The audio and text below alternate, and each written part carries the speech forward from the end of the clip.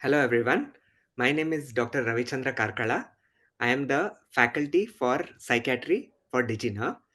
Today we are going to discuss about the recall questions from Psychiatry which appeared in INI-CET November 2025. So if if we look at all the questions that have come in the exam, there was focus on primarily few areas in psychiatry. One is schizophrenia. There, a question was there on psychopathology, that is abnormal psychological phenomena. There were questions about stress and trauma related disorders, sexual disorders like paraphilias, and child psychiatry and forensic psychiatry. These were the core areas on which questions have appeared. So we are going to look at each question now, and we will discuss about each question. So the first question: a patient on haloperidol develops neuroleptic malignant syndrome. So neuroleptic malignant syndrome, NMS, is a complication that can arise from first generation antipsychotics. When we treat our patients with first generation antipsychotics like haloperidol, as you know, first generation antipsychotics are generally strong D2 antagonists. Any antipsychotic, for example, second generation antipsychotics also can cause neuroleptic malignant syndrome, but it is more possible with first generation antipsychotics. So the question is, what is the most appropriate treatment in this patient? So option A is stop the antipsychotic and give bromocriptine. B is give acetylcholine. C, atropine, and then IV fluids and continue the antipsychotic. As you know, if a patient develops features of a very serious complication like NMS, the first step that we need to do is stop the antipsychotic. So option D says that continue the antipsychotic. So option D is completely out of question, because the first thing that we need to do is forget about all the psychotic symptoms or abnormalities that you are seeing in your patient. Say a patient with schizophrenia, you have to save his life, because NMS can turn out to be a fatal complication. So discontinuing antipsychotic, stopping the antipsychotic should be the first step. Then option A says stop the antipsychotic and give bromocriptine. So what is bromocriptine? Bromocriptine is a dopamine agonist. So as you know, antipsychotics, especially haloperidol, are strong D2 antagonists. So you use dopamine agonists to reverse the complication. So clearly option A is the answer. But let's look at the other options. Give acetylcholine. I mean, acetylcholine does not have any primary role in the treatment of NMS. So option B is out of question. And atropine, atropine is a anticholinergic agent. So anticholinergic agents do not address the primary problems that you see in neuroleptic malignant syndrome. What are the primary problems that appear in NMS? They are rigidity, fever, autonomic dysfunction, right? So whereas there may be a small role of atropine. Say for example, some patient develops due to autonomic dysfunction, if a patient develops bradyarrhythmias or a patient has hypersalivation, there may be a small role of atropine, but it does not address the core problem. The core problem is addressed with dopamine agonists. So we give bromocriptine. We usually start from a very low dosage, say for example 2.5 milligram or 5 milligram, and we optimize the dosage up to 45 milligram per day by carefully measuring the blood pressure of the individual, because we can see some drop in blood pressure with dopamine agonists. And also, see, IV fluids are an important part of management, because dehydration can be there in patients with NMS, but it is not addressing the core problem of NMS. And also option D has IV fluids and continue antipsychotic, and we clearly discussed that we need to discontinue antipsychotic as the first step. So that's the first question. Let's move to the second question. So a patient develops sudden vision loss after a traumatic event. So, I mean, the question is framed in a very confusing way. What they mean by traumatic event is not an injury to the eye here. It is basically traumatic event in terms of psychological distress. So, what do you mean by a traumatic event? The event should be of catastrophic nature. So, what do we mean by catastrophic nature? It should be life threatening, right? And it should overwhelm the resources, coping resources, overwhelm the coping resources of the individual so that they develop signs of emotional distress. That is a traumatic event. So, this patient develops sudden vision loss after a traumatic event. Eye examination is normal, right? So, an ophthalmologist has evaluated and it is normal, but the patient is unconcerned about the blindness. So anybody who develops sudden visual loss would be terrified and would be really worried about what is happening to them. But here, very contrary to expectation, this patient is totally unconcerned, or he's indifferent to this symptom. So this feature, this characteristic feature, is something known as la bella indifference.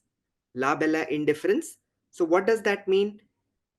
An individual who has developed certain symptoms, like a physical symptom of visual loss, is completely unconcerned about it. So la bella indifference is a very characteristic feature of this disorder. So what is the diagnosis? Is it somatoform disorder?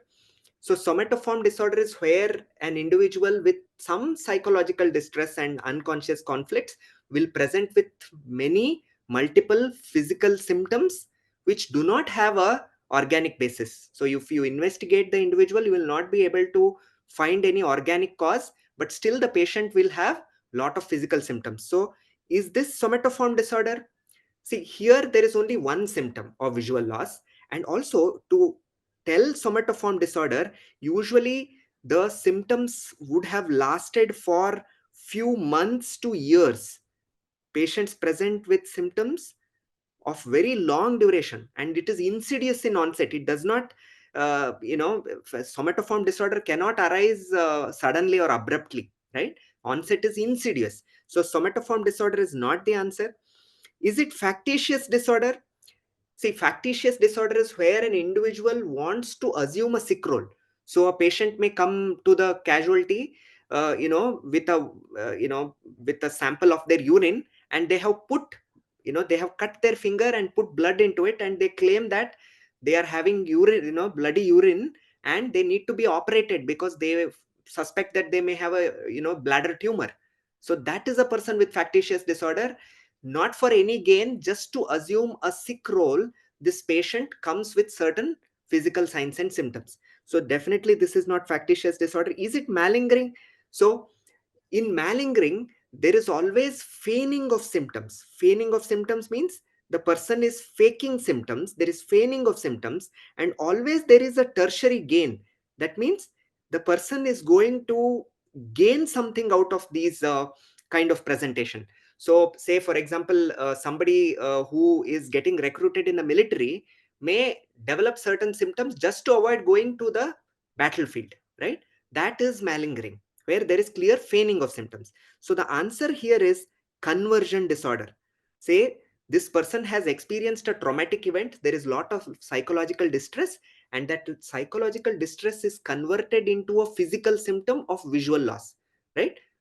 I will just give you a hypothetical example. Imagine this person who met with a traumatic event. If he was in a road traffic accident and he's a father and he lost his children, right, and wife in the road accident. So all his family died in the road accident, and he alone is left. He only survived. So this person may get the thought of what what is there for me in future. I lost my wife, I lost my kids, I don't have anything in future. My future appears dark. So this individual, this psychological distress gets converted into a, you know physical symptom of visual loss, because he's unable to see the future without his children and family. So I'm just giving you this hypothetical example to understand how presentation will be in conversion disorder. So the answer here is conversion disorder. Moving on to the next question. Sexual arousal from a non-living inanimate objects is known as? See, you know, clearly the question is about paraphilias. What are paraphilias? They are also called as sexual deviances. So is it exhibitionism? Exhibitionism is where an individual displays their genitalia or private parts to a non-consenting, or you know, a person who did not expect something like this happen. This individual with exhibitionism would display their genitalia to a non-consenting individual who are in a shock, and they get sexual gratification out of it. So this is not you know, the answer here. Is it voyeurism?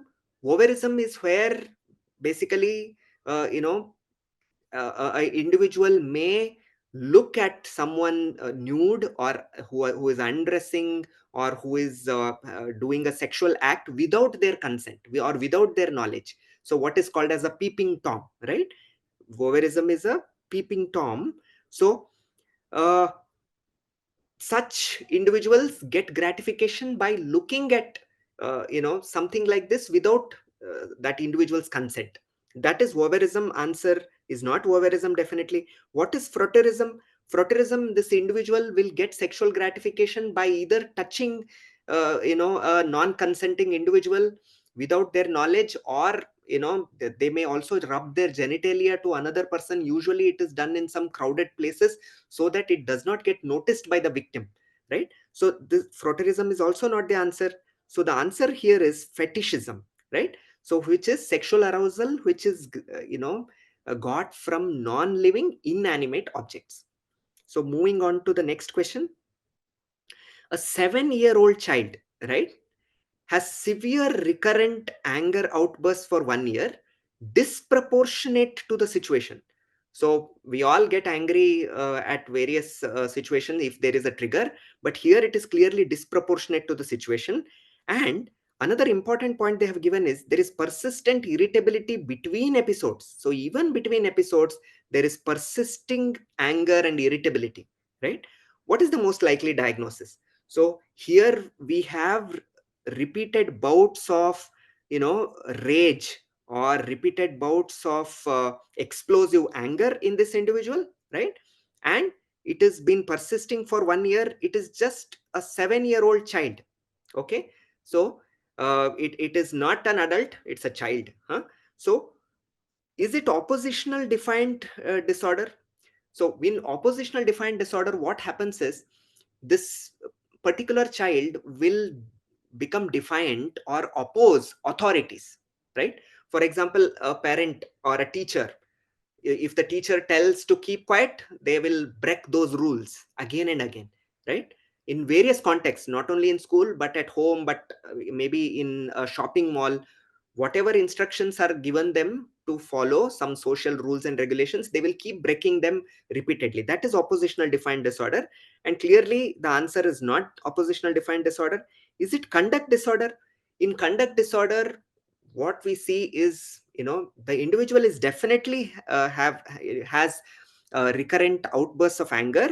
It can be seen in conduct disorder, but the core features of conduct disorder are basically the child will repeatedly break social rules and conventions. They may engage in theft, they may engage in running away from school, they may destroy property, they may hurt animals or other individuals. So basically conduct disorder is something like you know, a precursor to which adult personality disorder? Antisocial or dissocial personality disorder. So that is conduct disorder. So in our case vignette, whatever is given, the child does not have all the other features of conduct disorder, right? So whether it is intermittent explosive disorder, in intermittent explosive disorder there are bursts of explosive anger intermittently, right? But in between those bursts of explosive anger, the child would be completely normal, or the patient would be completely normal, and they would not have any problems in mood.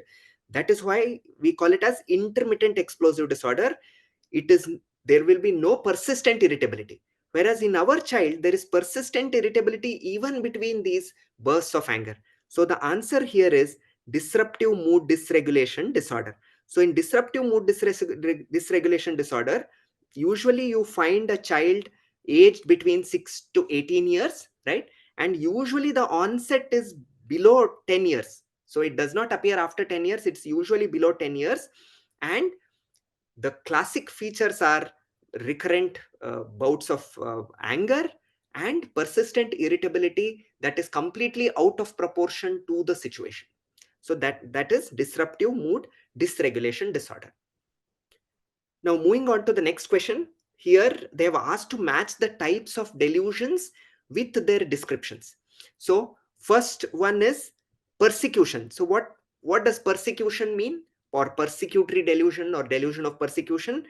Basically, there is a false belief of being harmed or conspired against the individual. So, that somebody is trying to harm them, somebody is conspiring to kill them. That is persecutory delusion, right? So, and what is grandiosity or delusion of grandeur or delusion of grandiosity? Here, there is a false belief of having great powers, or the individual feels that they are of great importance. They are of special identity, or they have special powers, right? Like a blessing from the God, and they can control the nature, something like this. What is nihilistic delusion? Here, the individual believes that their body or the world does not exist. Usually, nihilistic delusions are seen in severe depression with psychotic symptoms, or a very specific type of a delusional disorder called as Cotard syndrome, right? Where the individual feels that their body doesn't exist, their body is rotting, their organs are rotting, or the world does not exist, right? And influence, what is delusion of influence? That they are able to influence things around them, they are able to control, false, they are being controlled by external forces. So false belief of being controlled by external forces. So we all have a feeling that our actions or our thinking is under our control. So in delusion of influence, what happens is the individual starts believing that their actions are not under their control. So they will say that my hand is moving without my control, and I'm hitting other people, right? That is delusion of influence. So the answer here is basically A4, B2, C3, and D1, right? So this question addresses the various kinds of delusions that you see in psychiatric disorders. Moving on to the next question, and the last question. A man later diagnosed with schizophrenia, right? So he was diagnosed with schizophrenia, this patient, kills his boss, believing he was about to poison him. What is the most likely legal outcome? So there is some lack of clarity in the question. See, what I can understand from this question is that individual has killed his boss, right? Because he was believing that boss was trying to poison him, right? And his psychiatric diagnosis was not detected earlier. What that means is he was suffering from that psychiatric disorder. I assume that he was suffering from schizophrenia already, right? But he was not given a formal diagnosis, but he came to the notice of authorities when he killed his boss, correct? So what is the most likely legal outcome, right? So here we have to understand what is known as insanity defense. Insanity defense. This question appeared, I think very similar question appeared in the NEET PG also.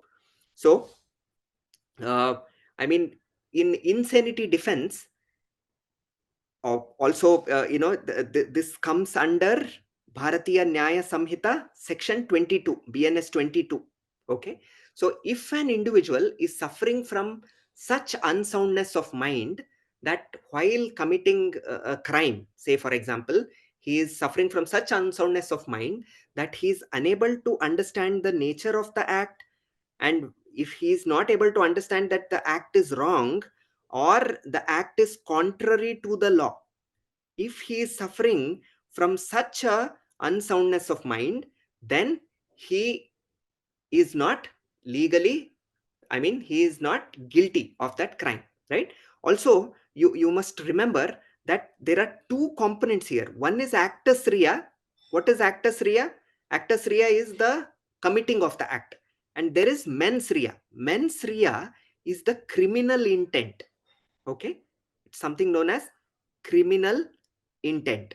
So, if an individual is suffering from schizophrenia and or some unsoundness of mind, by which, you know, he is not able to understand the nature of the act, he does not understand that the act is wrong and the act is contrary to the law, we will not be able to establish the criminal intent in such an individual.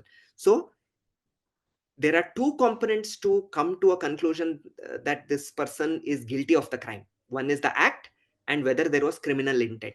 So an individual with insanity, or it's an older word, an individual who is suffering from a psychiatric disorder with such a delusion, that the delusion that was that the boss is trying to poison him, right? So there is lack of mens rea. We are not able to establish the criminal intent. So is he legally guilty? No, he is not legally guilty. Whether he is unable to withstand, or not withstand, actually, whether he is unable to stand trial, no, he can definitely stand trial, right? So maybe he can undergo psychiatric treatment, and after stabilization, he can definitely stand trial. So this is not the answer. Not punishable on the grounds of insanity is the answer here, right? So he's not punishable. He definitely has to go to a psychiatric facility for treatment, correct? So, and whether he is punishable with reduced sentencing, I mean, with the information that is available here, it is very clear that this person was suffering from schizophrenia, he had a delusion, we are not able to establish criminal intent. So definitely answer is C, he is not punishable on grounds of insanity, right? So that is the answer. So this insanity defense, which comes under Bharatiya Nyaya Samhita 22, is a very important question that comes from forensic psychiatry. So with that, we come to the end of the recall questions. Hope the discussion was useful. All the best.